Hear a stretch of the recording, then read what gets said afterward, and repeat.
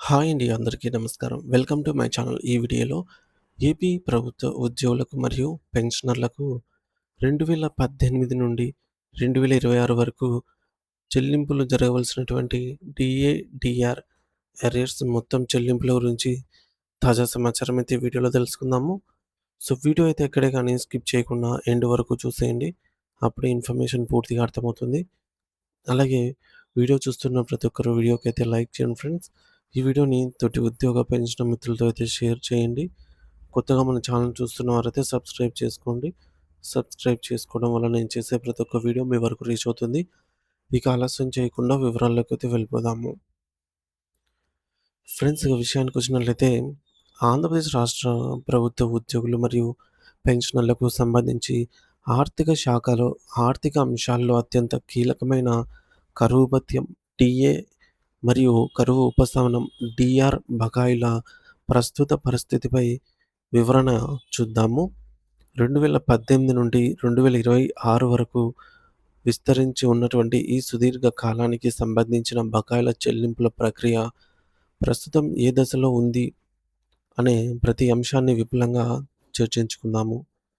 ముందుగా ప్రస్తుత సాంకేతిక పరిస్థితిని గమనిస్తే ప్రభుత్వ ఆర్థిక లావాదేవీల పోర్టల్‌లో డీఏ అరియర్స్ సబ్మిషన్ చేయడానికి సంబంధించిన ఆన్‌లైన్ సైట్ ఎట్టకేలకు ఓపెన్ అయ్యింది. అయితే ఇక్కడ ఉద్యోగులు ఒక ముఖ్యమైన విషయాన్ని గుర్తించాలి. ఈ ఆప్షన్ కేవలం సర్వీస్‌లో ఉన్న రెగ్యులర్ ఉద్యోగులకు సంబంధించిన అరియర్స్ బిల్లులను అప్‌లోడ్ చేయడానికి మాత్రమే ప్రస్తుతం అందుబాటులో ఉంది. అంటే పెన్షనర్లకు అందవలసినటువంటి పెండింగ్ డీఆర్ బిల్లుల ప్రక్రియకు ఈ పోర్టల్ ఇంకా అనుమతి ఇవ్వలేదు. పెన్షనర్ల కోసం ప్రత్యేకమైన విండో లేదా ఆప్షన్ ఇంకా ఎనేబుల్ కాలేదు కాబట్టి వారు మరికొంత కాలం వేచి చూడక తప్పదు. ఈ పెండింగ్ బిల్లుల సబ్మిషన్ కొరకు మరికొన్ని రోజులు సైట్‌ని పూర్తిగా అప్డేట్ చేస్తామని అధికారులు సమాచారం ఇస్తున్నారు. ప్రభుత్వం గతంలో ఇచ్చిన హామీ ప్రకారం 2018 జూలై మరియు 2019 జనవరి నెలలకు సంబంధించిన పెండింగ్ డీఏ బకాయిలను మే నెలలో చెల్లిస్తామని చెప్పారు. ఈ ప్రక్రియ సాఫీగా పూర్తయ్యి ఆ నగదు ఉద్యోగుల ఖాతాలోకి చేరిన తర్వాతే మిగిలిన పెండింగ్ డీఏ మరియు డీఆర్ బిల్లుల సబ్మిషన్ ప్రక్రియ అనేది పూర్తి స్థాయిలో ప్రారంభిస్తారని తెలుస్తోంది. మరి పెన్షనర్ల విషయానికి వస్తే 2018 బకాయిలకు సంబంధించి ఇప్పటికే పే స్లిప్స్ కూడా జనరేట్ అయినప్పటికీ ఆ బిల్లులన్నీ ప్రస్తుతం వెయిటింగ్ ఫర్ ఫండ్ క్లియరెన్స్ అనే స్టేజ్‌లో నిలిచిపోయి ఉన్నాయి. అంటే ప్రభుత్వ ఖజానా నుంచి నిధులు విడుదల కోసం ఈ బిల్లులన్నీ వేచి ఉన్నాయి అని అర్థము. మరి నిధులు విడుదలైన వెంటనే పెన్షనర్ల బ్యాంకు ఖాతాల్లో నగదు జమ అవుతుంది. ఇక 2018 నుండి 2026 వరకు ఉన్నటువంటి వివిధ డీఏ విడుదలకు వివరాలను లోతుగా పరిశీలిద్దాము. జూలై 1, 2018 నుంచి డిసెంబర్ 31, 2020 వరకు ఉన్న 30 నెలల సుదీర్ఘ కాలానికి సంబంధించిన డీఏ 27.248% అన్నమాట. సో, ఇక్కడి నుంచి మనకు 30.392% పెరిగింది. మరి ఈ ప పాత పీఆర్సీ బకాయిలకు సంబంధించి ఓపీఎస్ ఉద్యోగులకు ఆ మొత్తాన్ని వారి యొక్క పీఎఫ్ ఖాతాలలో అయితే జమ చేయడం జరిగింది. ఇకపోతే సిపిఎస్ ఉద్యోగులకు మరియు పెన్షనర్లకు సంబంధించి జనవరి 14, 2026 నాటికి వారి ఖాతాల్లో నగదు జమ అయ్యే విధంగా ప్రణాళికలున్నాయనైతే సమాచారము. మరి దీని తర్వాత జనవరి 1, 2019 నుంచి జూన్ 30, 2021 వరకు ఉన్నటువంటి మరొక 30 నెలల బకాయిల విషయానికి వస్తే డీఏ శాతాన్ని 30.39% నుంచి 33.536%కైతే పెంచారు. మరి ఈ విడతలో కూడా ఓపీఎస్ ఉద్యోగుల బకాయిలు పీఎఫ్ ఖాతాల్లో డిపాజిట్ అయ్యాయి. కానీ సిపిఎస్ ఉద్యోగులకు మరియు ఇతర పెన్షనర్లకు చెల్లించాల్సిన నగదు పేమెంట్ ఇంకా పెండింగ్‌లోనే ఉంది.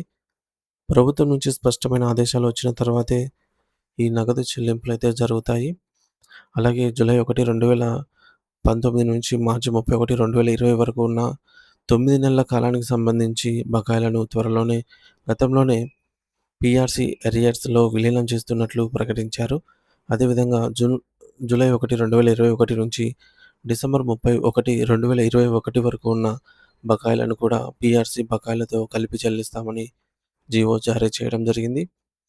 కొత్తగా అమల్లోకి వచ్చిన 11 పీఆర్సీ ప్రకారం జనవరి 1, 2022 నుంచి జూన్ 30, 2023 వరకు ఉన్న 18 నెలల కాలానికి సంబంధించి టీఏ 20.2% నుంచి 22.75%కి పెరిగింది. ఈ మొత్తాన్ని సెప్టెంబర్ 2023 మొదటి వాయిదా, డిసెంబర్ 2023 రెండో వాయిదా మరియు మార్చి 2024 మూడో వాయిదా. సో, ఈ యొక్క 3 వాయిదాల్లో చెల్లిస్తామని అప్పట్లో షెడ్యూల్ ఇచ్చారు. కానీ దురదృష్టవశాత్తు ఇప్పటికీ ఆ బిల్లులు తయారు చేయడానికి కనీసం పోర్టల్‌లో అవకాశం కూడా కల్పించలేదు. ప్రభుత్వం పాత బకాయిలను క్లియర్ చేసిన తర్వాతే ఈ కొత్త బిల్లులకు ప్రాధాన్యత ఇస్తుందని భావిస్తున్నారు. అలాగే జూలై 1, 2022 నుంచి అక్టోబర్ 31, 2023 వరకు ఉన్న 16 నెలల బకాయిలను 3 సమాన వాయిదాల్లో అనగా ఏప్రిల్ 2024, జూలై 2024, అక్టోబర్ 2024 ఈ 3 విడతల్లో చెల్లించాల్సి ఉంది. అయితే ప్రస్తుతానికి ఓపీఎస్ లేదా సీపీఎస్ ఉద్యోగులకు ఎటువంటి అరియర్స్ విడుదల కాలేదు. మరోవైపు జనవరి 1, 2024 నుంచి సెప్టెంబర్ 30, 2025 వరకు ఉన్నటువంటి 21 నెలల భారీ బకాయిలను ఆగస్టు 2026 మొదటి విడత, నవంబర్ 2026 రెండో విడత మరియు ఫిబ్రవరి 2027 మూడో విడతలో చెల్లిస్తామని ప్రభుత్వం ఆహ్, టైమ్ టేబుల్ అయితే ప్రకటించింది. ఇక భవిష్యత్తులో రాబోయే డీఏల అంచనాను పరిశీలిస్తే జూలై 2021 జూలై 2024 నాటికి 2.73% డీఏ పెరగాల్సి ఉంది. తర్వాత ఉద్యోగుల మొత్తం డీఏ అనేది 40.04%కి చేరుకుంటుంది. మరి దీనిని అనుసరిస్తూ జనవరి 2025లో 1.82% హైక్ ఇస్తే అది 41.86% అవుతుంది. అదేవిధంగా జూలై 2025లో మరొక 2.73% మరియు కేంద్ర ప్రభుత్వం ఇటీవల సూచించినటువంటి విధంగా ఈ మేరకు జనవరి 2026లో మరొక 1.82% పెరిగితే ఆంధ్రప్రదేశ్ రాష్ట్ర ఉద్యోగుల మొత్తం డీఏ ఏకంగా 47.41%కైతే చేరుకునే అవకాశం ఉందన్నమాట. 4 డీఏలు పెండింగ్‌లో ఉన్నాయి. మొత్తంగా చూస్తే సుమారు 4 డీఏ విడతలను రాష్ట్ర ప్రభుత్వం అధికారికంగా ప్రకటించాల్సి ఉంది.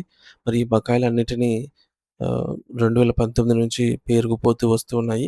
సో, ప్రస్తుతం ఓపెన్ అయిన 2018, 19 బిల్లుల సబ్మిషన్ ప్రక్రియ విజయవంతంగా ముగిసి నిధులు విడుదల జరిగితేనే మిగిలిన అన్ని బకాయిలకు మోక్షం అనేది లభిస్తుంది.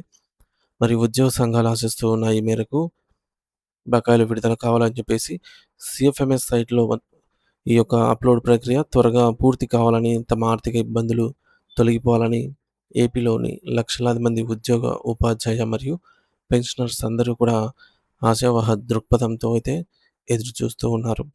మరి బిల్లుల్లో కదలికను బట్టి ఎప్పటికప్పుడు తాజా సమాచారాన్ని మన ఛానల్ ద్వారా అందిస్తూ ఉంటాను. ఇంకా ఎవరైనా మన ఛానల్ సబ్స్క్రైబ్ చేసుకోకపోతే వెంటనే సబ్స్క్రైబ్ చేసుకోండి. Thank you for watching this video.